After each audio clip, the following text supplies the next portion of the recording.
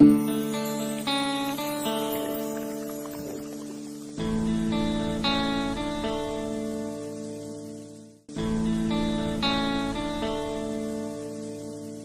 you very much, Mr. Speaker, and I rise to lend my support to the bill and to second the motion for the second reading of this bill, and to give my support to this bill. Mr. Speaker, you've heard a very full and well-presented argument in favor of having this bill read a second time in this Honorable House, and clearly and cogently put some of the rationale, some of the reasons why this bill is timely and necessary. I think necessary is perhaps the key word.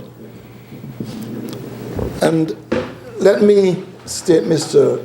Speaker, that the bill is not intended to be intrusive. It's not intended to get into people's business. Matter of fact, I think the bill and the intent of the bill is to help people, our people, to help businesses, persons who are seeking to engage in expanding their economic fortunes and who would like to have a better way of life, to follow a particular procedure so that in the pursuit of those endeavors, those objectives, they do not find themselves in financial difficulty because of their non-pursuit of a proper path to accomplishing their objective. Mr. Speaker, I said it is not intrusive. And what I mean by that is when we have a situation in which a business overextends itself, goes into the bank and cannot get the credit which the business person, whether it's an established company or an individual, wants to engage in economic activity, and finds that there are questions raised in respect of the viability, not necessarily of the project itself, but in looking at how, if a bank, a financial institution, were to extend credit, how would that person who receives the credit, or that company which receives the credit, how is there sufficient evidence other than the say-so or the hope or the wish of the person or the entity making the request for the financial support? Is there enough scientific, hard evidence that there will be the repayment of that credit, of that debt? And the establishment of the Credit Bureau and the systems which you heard the mover outline in some detail will enable both the person seeking credit and the person who has the ability to offer credit to do so in a way which will minimize or get rid of the questions which are often, or the situations which often arise when people get themselves into acquiring credit and then they find that they're unable, because you heard from the mover, they have overextended themselves. They have got themselves into greater depth in terms of committing or overcommitting their resources, or committing more than they really can commit to the pursuit of their objective to engage in the investment or in the acquisition of whatever consumer item they may want to have themselves a better life. Mr. Speaker, this is something which is done in the developed countries of the world.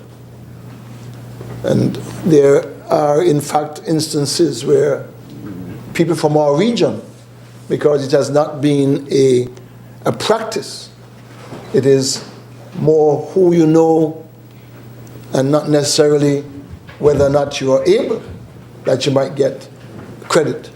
But when they go out into the developed world and they're seeking to acquire credit, they find that they sometimes turn down even if they do have the means, because there is no record.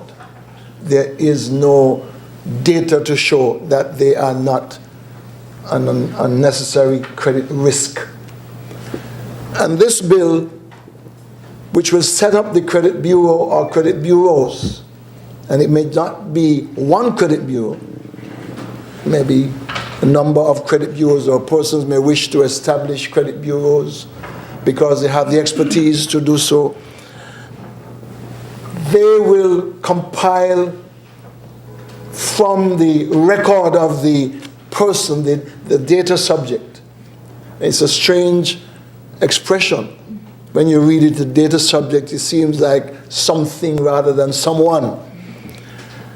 The person who is seeking to get credit, who has information, or who has information surrounding his or her, or in the case of a corporation, its financial status, its financial capability, that the credit bureau, the person who collects the data, who analyzes it, who evaluates it, and therefore is able to provide it to the person or the institution who has been approached for providing credit to the individual or to the company. That is done in an objective way, and therefore takes out the conflict, takes out the rancor, or, well, Mr. Banker don't like me, or it's because I look poor, or because my family is this, or whatever. Those things will not be part of the procedure or the process by which credit is done. But it goes beyond that.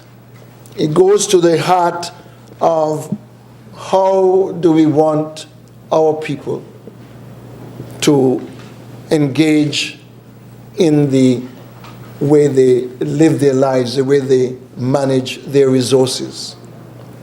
And too often, Mr. Speaker, you have people who will go out, they have an idea, or they want a consumer item, they want to go and get a credit or get a higher purchase because it sounds good. The creditor will say, well, pay $1 down, and you go in, you pay the dollar, because I think everybody in this country can find a dollar. You pay $1 down, you get the item, and without any due consideration being given to the costs attached to the acquisition of that item or those items, some months after, one finds that he or she is in distress financially. Now, the bill is seeking to prevent that kind of eventuality. What the bill is seeking to do is to put in place a system which takes out what one may call the guesswork and establishes a firm or firm basis on which the lender, the creditor, could make a decision to extend credit to someone who wants that credit. Now, what is the basis of someone wanting or being able to get credit?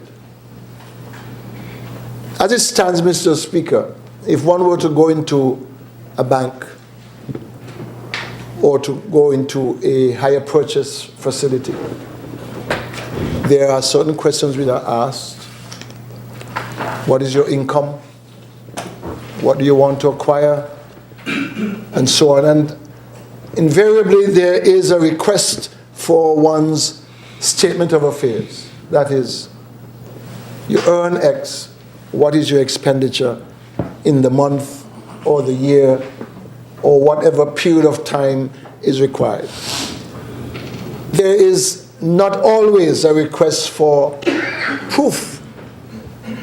And sometimes people fudge the information because they want to get a positive response to the request for the credit. Sometimes they seek to make or get the credit on an impulse because it will make them look good when they move out and move into their homes with their new TV, their new refrigerator, is at Christmas time or birthday time or whichever time. But then, sometime after, comes the reality. It hits that something is wrong. It may be also, Mr. Speaker, that we may not give full consideration to the uncertainties which could attend to one's circumstances. And there is always that request when there is a objective, scientific way of assessing one's credit, that contingency liabilities and unforeseen circumstances and provisions for those kinds of unforeseen circumstances are made. Because what that does is says to the person who would like, this individual or it's a company, that there has to be provisions made for unforeseen. There must be what we can call a cushion, just in case. Just in case something happens, what will happen to that debt which you have incurred? Would you be able to make that provision to continue? Let us say, were you to lose your job?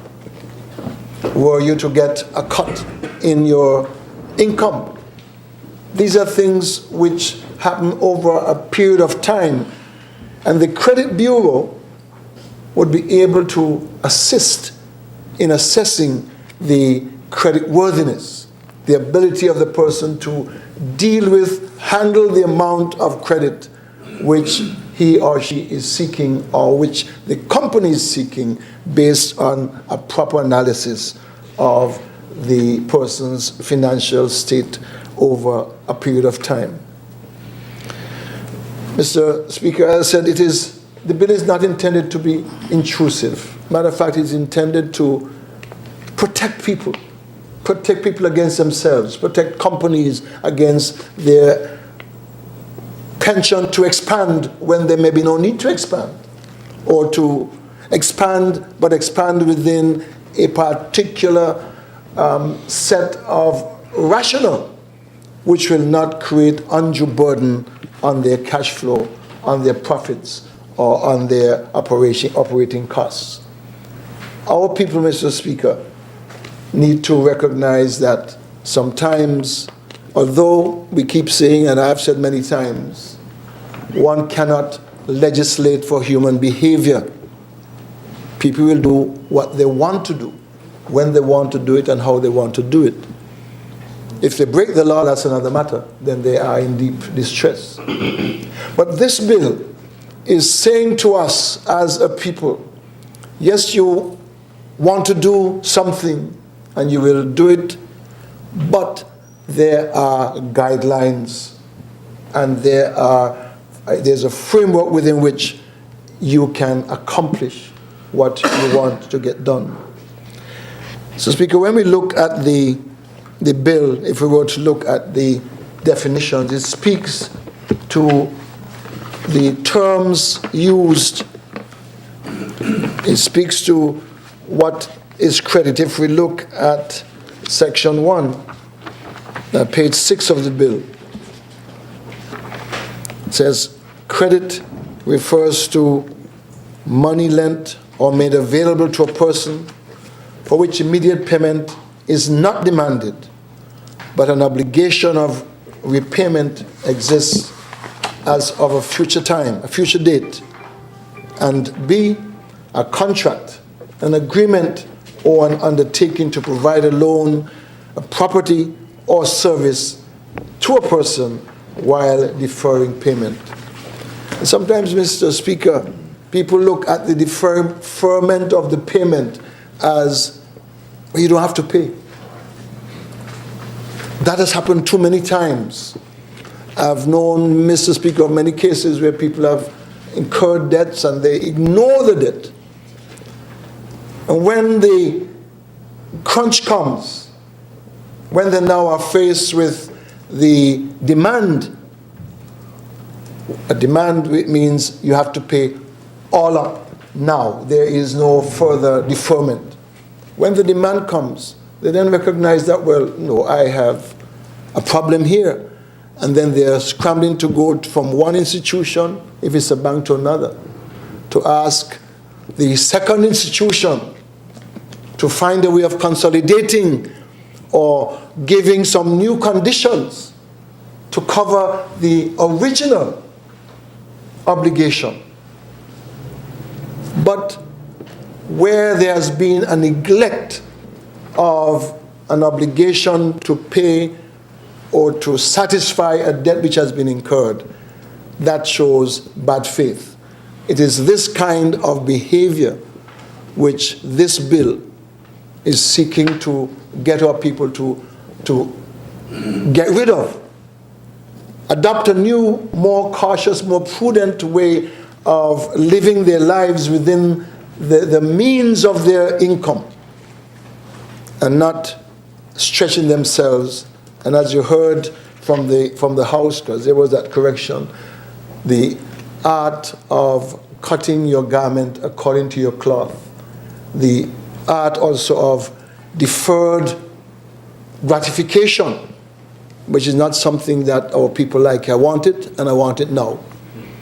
And this is something which I feel we need.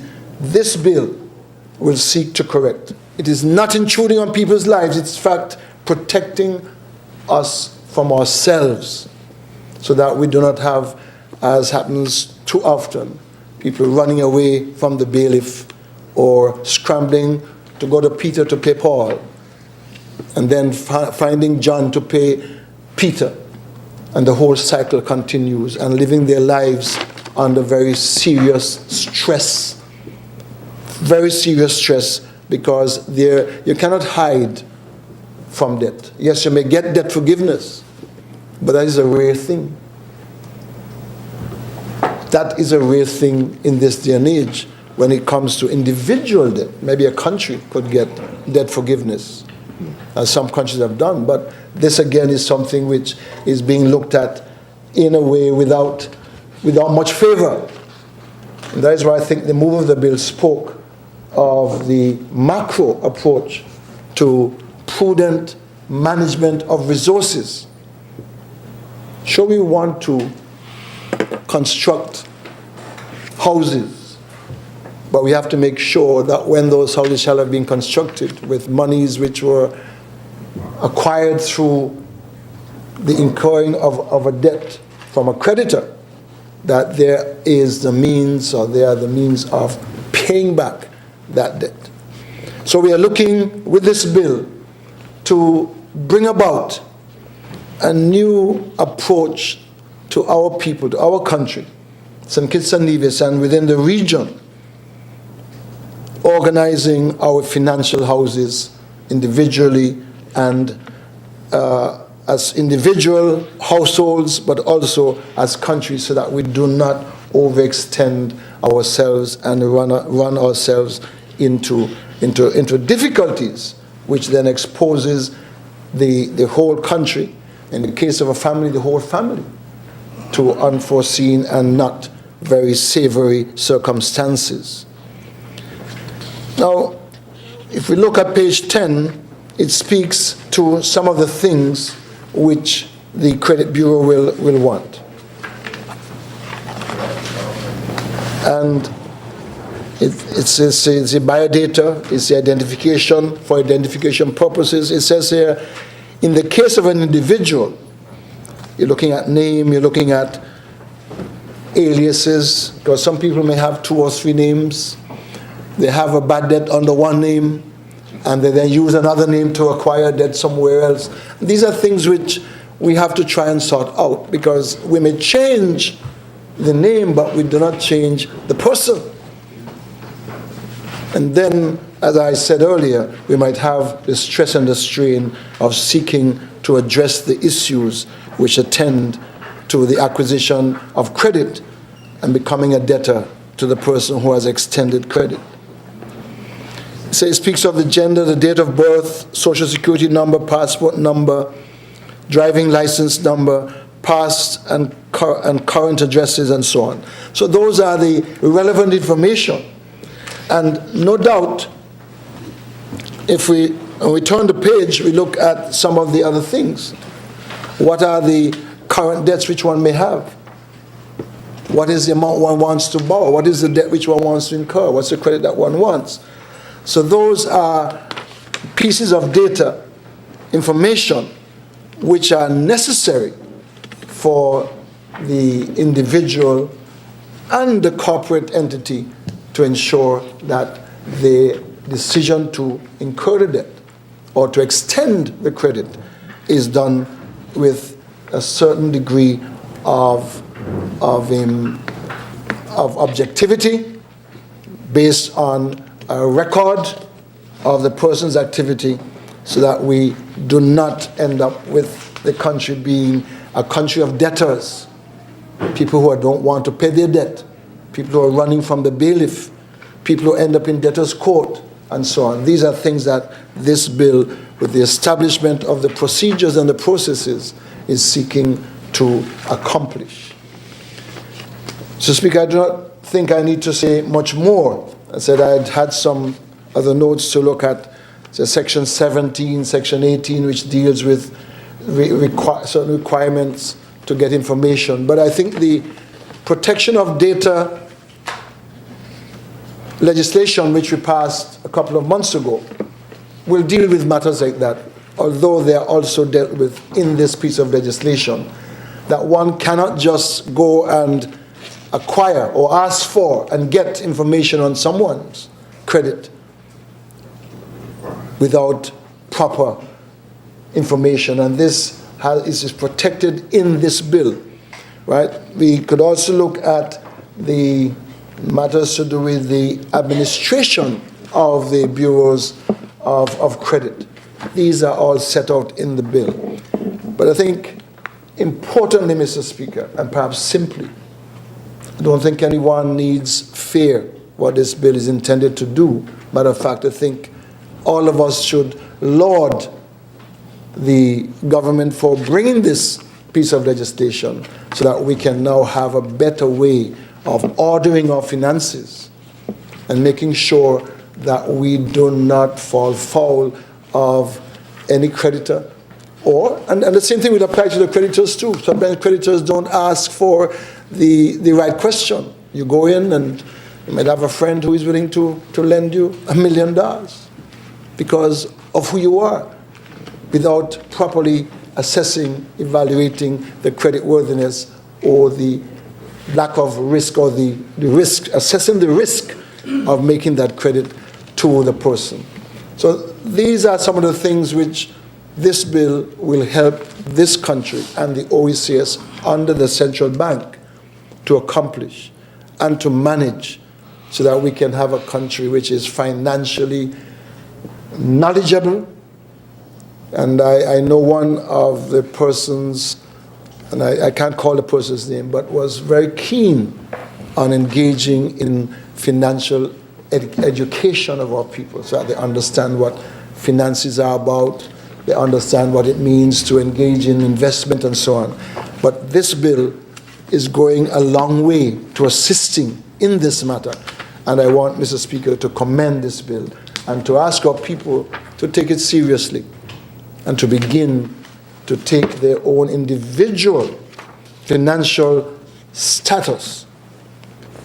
Look at it prudently. Do not overextend yourself. Engage in solid assessment. And if you don't know, ask. there are people who are willing to assist. And the Credit Bureau will certainly be doing that on a global scale and will help us to make sure that our East Caribbean Council Union area becomes an area which is moving now into the modern times, because that is where we must go. Mr. Speaker, I support this bill, and I trust that our people will take it seriously, and I trust that the creditors will recognize that they have a responsibility as well. But I'm sure the aspect of the creditors will be looked at, and not just at the person who incurs the debt. Thank you, Mr. Speaker. Stay up to date with news, programs, and activities of the government with SKNIS. Like us on Facebook. Listen to us on SoundCloud.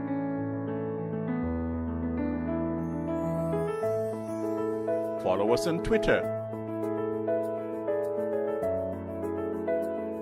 And watch our videos on YouTube. Connect with us today. SKNIS, St. Kitts and Nevis Information Service.